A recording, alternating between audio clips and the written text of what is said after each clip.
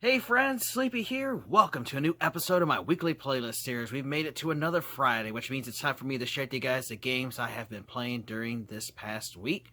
I'll let you guys know my opinions, my thoughts on these games, whether I think you guys should check them out or not. I want to hear your guys' thoughts on the games I share with you. I'd also like to hear about the games you guys are playing, as you guys give me great ideas and new games to check out. Really appreciate everybody who shares their games they're playing with me each week, as you guys have piqued my interest in quite a few titles. Also, if you guys have any suggestions on a game you think I should check out, let me know. I always welcome suggestions on new games to check out. I have checked out a few of these games over the past few years of me doing this series, thanks to your guys' recommendations. And I like to play a wide variety of genres. You know, I don't stick to just one kind. First-person shooters, RTS, sports games, puzzle games, racing games, RPGs, action RPGs. I just love all kinds of different games, and I love all kinds of different systems. So I like to play old stuff, new stuff. So if any suggestions you guys have, let me know. I've got two games to share with you guys this week, and they're for Xbox One. I'm taking a little break from Silent Hill 2, which I had been playing the last couple of weeks. I want to take a little break from that and play something different. The first one here is one I've actually been talking with my buddy Dean about, and it's one that I believe I gave him one as a gift, and he is looking forward to checking out and playing it, and that is called Titan Quest. This is a really cool old computer game from 2006. They ported to the Xbox One, PS4, and Nintendo Switch. As always, what I've been doing in this new series, I will insert a gameplay clip here going into more detail about why I like this game and why I think you guys should check it out.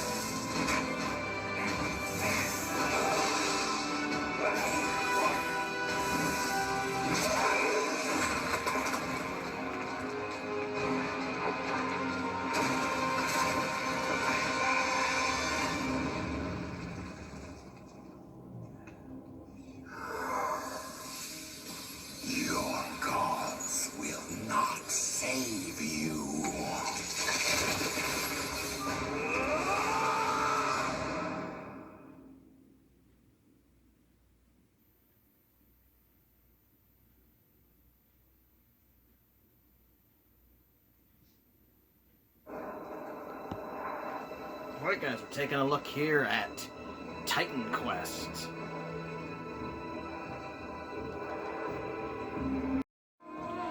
Alright, we'll get started here in just a moment. I just want to let you guys know about Titan Quest here. So this is actually an old 2006 PC game that was ported to next-gen consoles for Xbox One, PS4, and Nintendo Switch. It also got a little upgraded version for PC as well. Which is really cool about this game is they have been supporting it since they launched it back in 2017 with updates and patches, as there were some game-breaking bugs that some people have encountered and other glitches and stuff, so they have heard the community and they've taken the time to go back and fix the issues. Also, when this game first launched for consoles, it did not have local multiplayer split screen. It only had it online, and enough people complained that they actually added it in an update. And they've also upgraded the HUD system and some graphical errors and stuff. They fixed all of that, which is really nice to hear, you know, devs that are working on an old game. They actually have 4 DLCs currently for this game, as they just released a new one, but it's only on PC. Hopefully eventually they'll port it to the consoles, which this copy that you buy actually comes with one of the DLCs, Immortal Throne, and then there's 2 more DLCs you guys can actually buy, and I just recently bought them because they were on sale for $8, normally $20 each, and it adds a lot more game to play through in the story, which is awesome. So what I really love about this game is you get to create your own warrior to fight as, and you can play as any kind of one you want to be. Like mine's a conjurer, as I love mage characters, and you're able to custom tailor the characters to your own liking. And you can have different difficulty settings you can play on, your easy, normal, and hard, and of course the harder difficulty, the harder the game is. I'm currently level 25, and I'm about I'd say probably about halfway done with the main game, as I've been playing this for the last few years. So we'll get started here. This kind of game are one of my absolute favorite genres, the top-down isometric action RPGs, as you guys can see. And what I really love about this one too is you can really zoom in the camera if you want to be really close to your character. But I tend to play a little bit out, and then you can go way out to like that. You do have little rebirth fountains. If you die, you resurrect here. You have quick keys where you can do like different spells and stuff. Health potions, mana potions. You got your health bar, your mana bar, equipment and stuff you can do.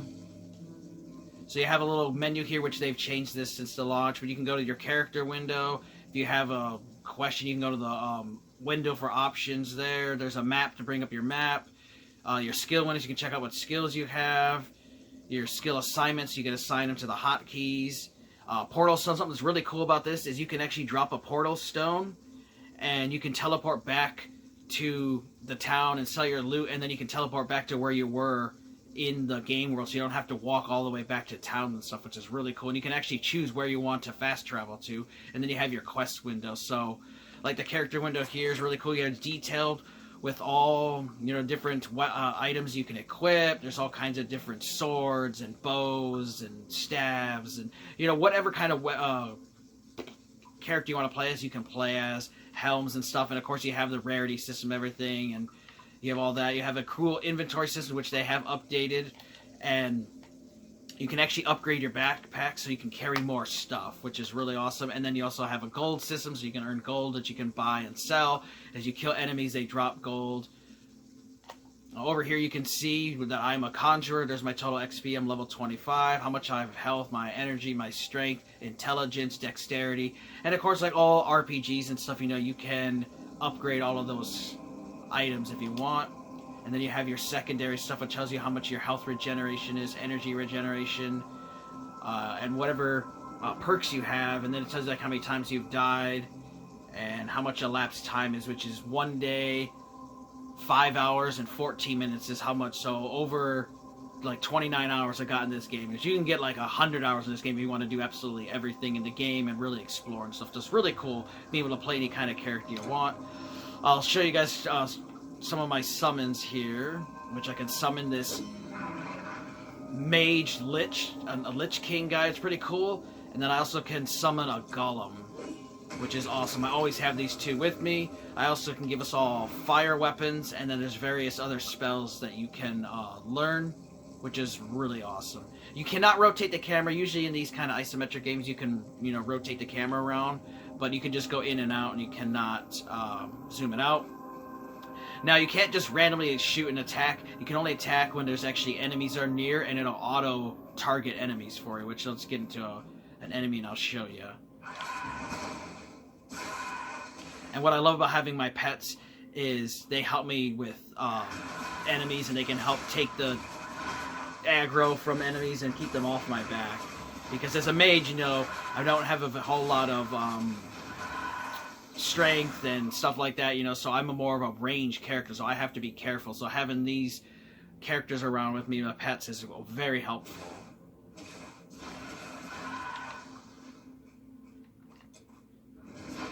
And then there's like one of my spells you can do, which is really sweet. So I can show you guys like the map. So you have like your local map, and you can zoom in and out. And then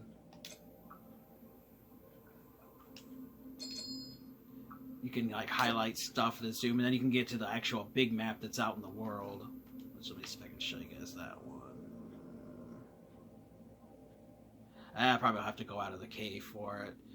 But there's my skill window, so you can see you have different skills, and as you level up in these different kind of skills masteries that they have, it gets stronger, and it makes things do more damage and stuff. And then you can actually level up the spells themselves. As you can see, they have different numbers. So like I have him maxed out at 6.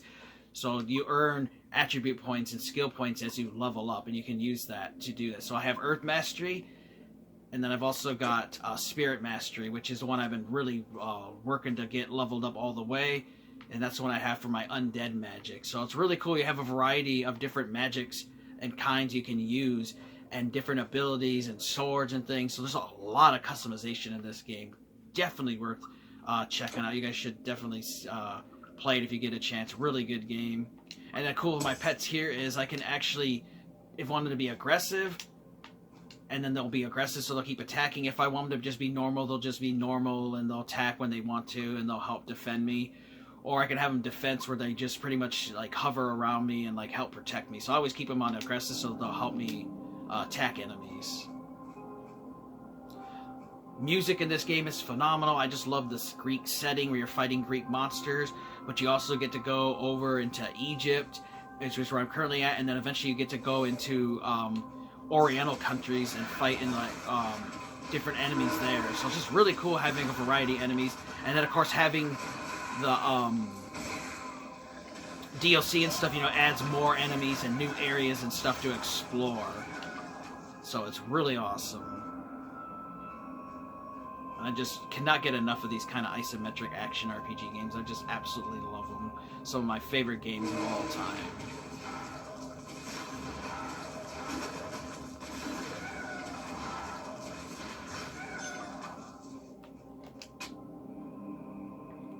And so then you can pick up stuff as well that enemies will drop.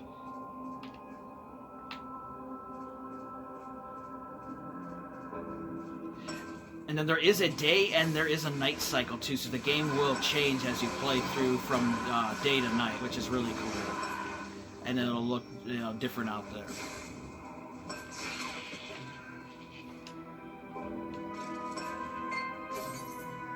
And then you can see a drop. If you hold like the A button here, you can see all, you can like basically puts a collection ring around you and you can pick up whatever you want and leave stuff behind. Of course, you know, you only have so much carry capacity, and eventually you'll say you cannot carry that. And then you'll have to teleport, which I can show you guys real quick here. A teleport. I'll put a stone down.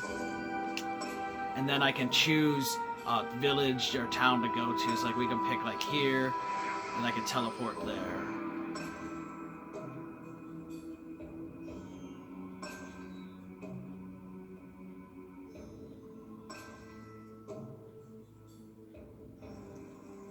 And it loads pretty well here.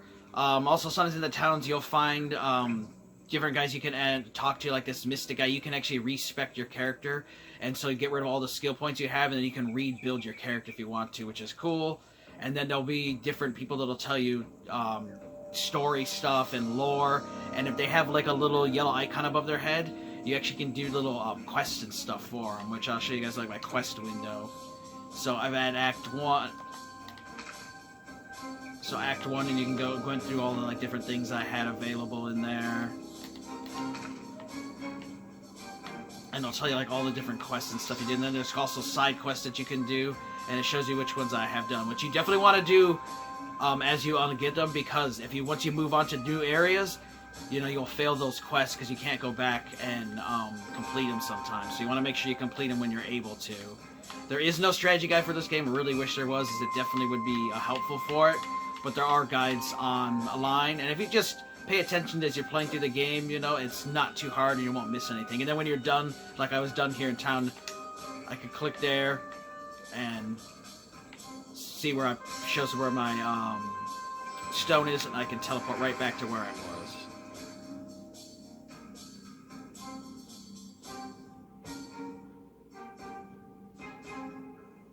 So you will run into a variety, and there's just tons and tons of different ones that you'll run into. Skeletons, and you'll fight other mages and warriors, and just all kinds of different creatures that you get to fight. You get to run into all kinds of different main story and side quests and stuff. Just a really fantastic game that I think you guys should check out. Hope you guys enjoyed this look here at Titan Quest.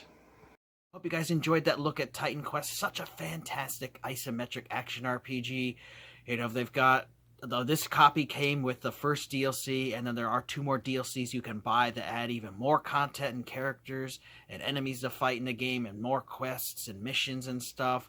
And there is another new one that they just released last year in December for PC, and I'm hoping that eventually they will release that for the console versions, as I would love to keep expanding this game, as it's a fantastic action RPG. Highly recommend you guys check it out, especially if you love Greek mythology and Asian mythology and, you know, Egyptians and stuff. You know, there's all kinds of different stuff in this game, and it is amazing. The next game we're going to take a look at here is a game that I absolutely love on the Xbox One. That's actually one of my favorite games that I picked up last year, and I beat it. And this is called Observer System Redux. It's a fantastic game. This is a cyberpunk horror game. It's a horror story. It is a first-person perspective. There is no combat or anything in the game. It is just a heavily story-focused game, and the main character is voiced by Rutger Hauer. So really cool. Has a great voice. Sadly, he passed away in 2019, but this was one of the last projects that he worked on before his death. He's a Dutch actor, has a very unique voice, and was in some different movies and TV shows and stuff. Really cool guy. Sad that he passed away, but great that his legacy will be kept alive as a character in this game.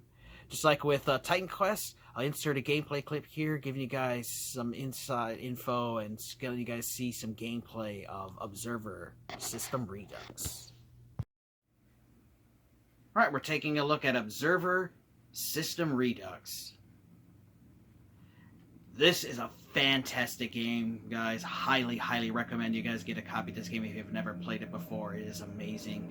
It is a cyberpunk horror story, which is great. It's set in the year 2084. In a dark cyberpunk world shattered by plagues and wars, become a neural police detective and hack into the jagged minds of others. Make use of anything they felt, thought, or remembered to solve the case and catch the elusive killer.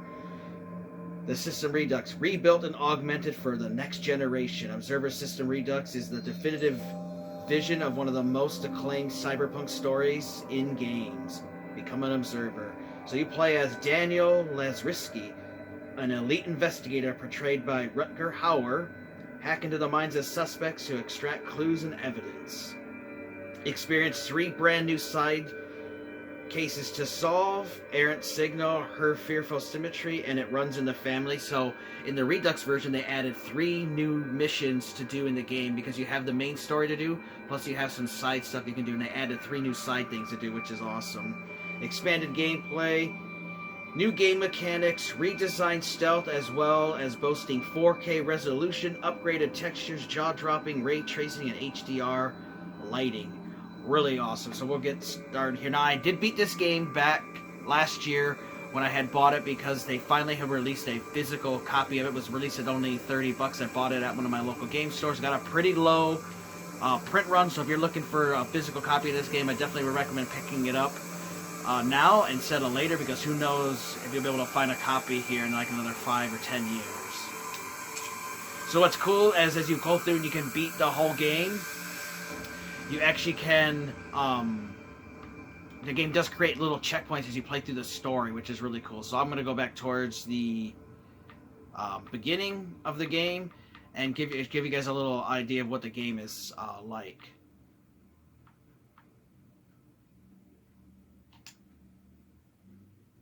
So as Dan, you are a neural police officer, a detective, and basically in this cyberpunk world, almost everybody in the world has cybernetic enhancements, like ocular stuff. You know, they actually hook themselves up into this big network that's controlled by an evil government and corporations and stuff, and they basically control everybody's lives and tell you what to do, because there's been all kinds of wars and sicknesses and stuff, and so they kind of keep everybody in check.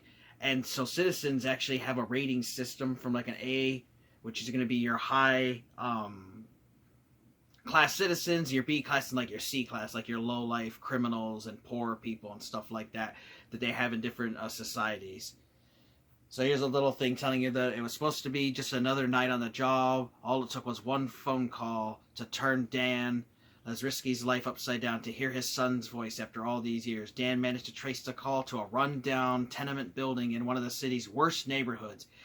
Adam has to be in one of these apartments. So Dan gets a call at the beginning of the game from his son, and his son is kind of a radical and a rebel. Like, he doesn't believe in being with the government and being all for one in society. You know, he wants to be a rebel and rebel against this kind of stuff, and thinks it's bad and tyrannical to have a government that can force you to do things, and you have to live by, you know, their rules, and they take your freedom stuff away, and he does not enjoy that.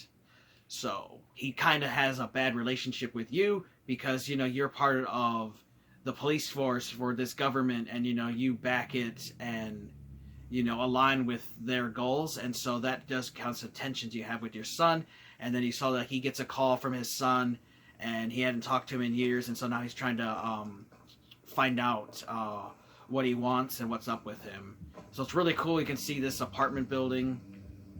I do have to warn you guys, though, too, that sometimes with this version, the game does be weird when it's low, which is cool. Is it's all first person. There is no third person view at all, but you can actually see your character there. You can actually see his feet, which I like. Sometimes you play first person shooters and first person games, you can't see the character's body at all, which I do like that. So which is cool. What the control is, you actually grab on with the right trigger button, and then you actually pull with the right stick to actually open the door. So you can open it and close it with the stick, which is cool. You know, you get to actually control it that way. And as you can see, since we're all connected through this cyberpunk world, you can see how the building, you can see all the little like tech stuff on it, and tech stuff on the ground and everything, which is just awesome. And so you get to explore through this apartment complex, and you will run into different people to talk to.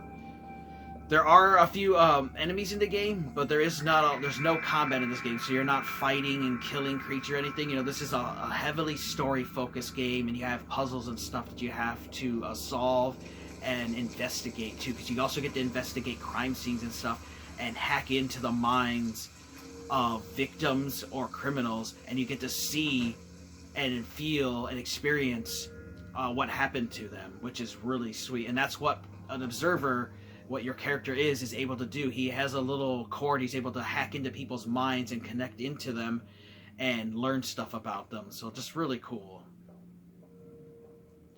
And you get to, in your investigation, you will be able to talk to other residents and stuff.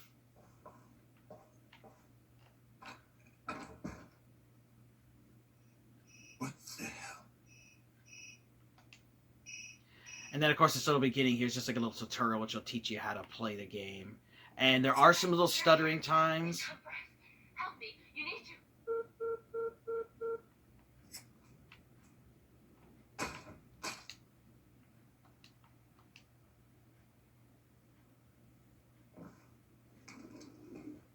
Adam? Oh my God.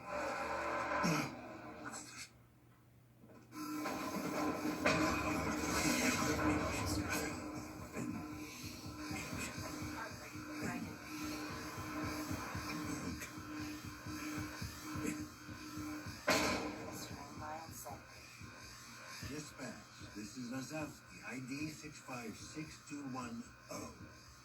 Can anyone hear me? Great. Fucking great. Okay, then. Maybe it's not him. Doesn't have to be. Operational efficiency restored. This is Lazowski 656210, setting up a crime scene. So he doesn't know if this is his son Adam or who it is at the beginning of the game, so you just have to explore. Now, I'm not going to give you guys any more than this. It's just a little basic idea of the story. You guys know I don't want to ruin the story. This game is heavily focused on story. But what you just saw there, though, is whenever Dan starts having like a panic attack or starts like freaking out from seeing too much crazy shit, his implant will have him release a sedative to help him calm his psyche down, because so you don't want to go crazy, because you can go crazy with these cybernetic implants and stuff. So because I have the cybernetic implants, so I can do I have a special vision mode. Check the victim's compass for connection. So I can check out, like, and scan tech stuff with my mechanical eye. 6 million volts wasn't enough. HN. Gotta start somewhere.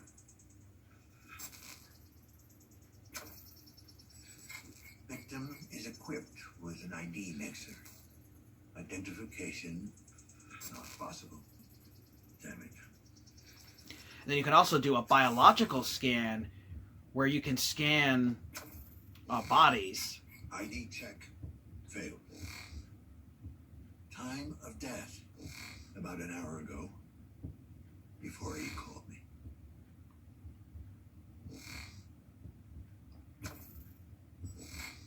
The head was removed post-mortem. It's possible the killer took it. Motive unclear.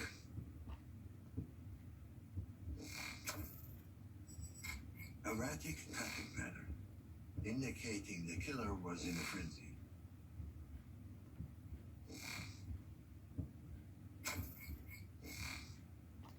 So it's cool because you get to, solve these different crime scenes throughout the story. And with these different vision modes and stuff, you have things you can explore with. So it's just really cool having the different vision modes besides the normal one. And there's also puzzles and stuff to solve because you will run into doors that are locked. You're going to run into computers and stuff that are locked. And you have to figure out what the passwords are for them. And sometimes it'll be in plain sight. Other times, you have to come up with creative solutions to puzzles and issues that you will find. And a lot of stuff is you can interact with. Controlled substance 45F, better known as feed. You've never touched this before.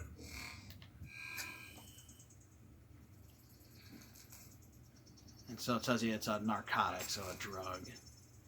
Another thing, too, about this world that's really eerie is that since everybody is all connected with this cyberpunk, the cybernetic technology and stuff, there's actually this nanophage virus that it's called that actually can affect you with this, like a sickness that affects people who have this technology on them. And since everybody has it, it's such a really bad, plague thing out there. And the government does everything they can to stop it. And if you happen to be somewhere where somebody has an outbreak of it, they will lock you down and you'll get locked into your apartment and you actually can't leave until they deem it safe for you to, or they could just leave you there forever. So just cool because you just have to go through, and explore this apartment and you'll find different things you can interact with and pick up. So just really enjoyed this game last year. And there are collectibles, which I missed the collectibles, but I did completely beat the game and did all the story and stuff, but I did not get all the collectibles, so I wanted to go back through and play the game again, and that's what I started doing, is I really enjoyed this story.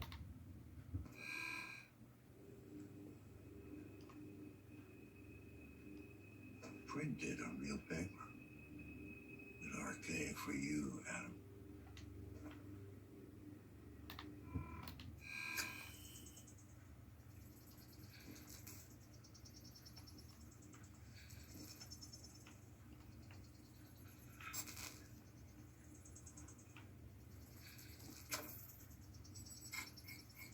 So just all kinds of stuff you will explore, It pays just to take your time and explore through this game so you can learn about what the different stuff is, and it'll help you with clues. Or evidence disposal.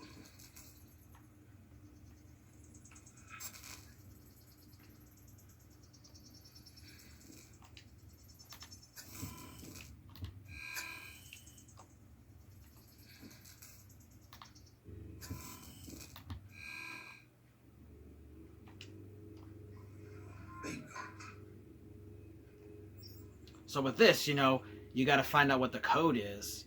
And the only hint I'll let you guys know is that you can find the code in this apartment you're in to solve that puzzle. So there are little puzzles and stuff like that to solve. And I just love how bloody and gory the game is. And you can see this dude's got his head cut off. We don't know who he is. But somebody killed him and ripped his head off and it left a big bloody mess. And so you got to try to figure out who this killer is and find out what happened to your son Adam as you solve this story as that neuro police officer that you are. So just a really cool story.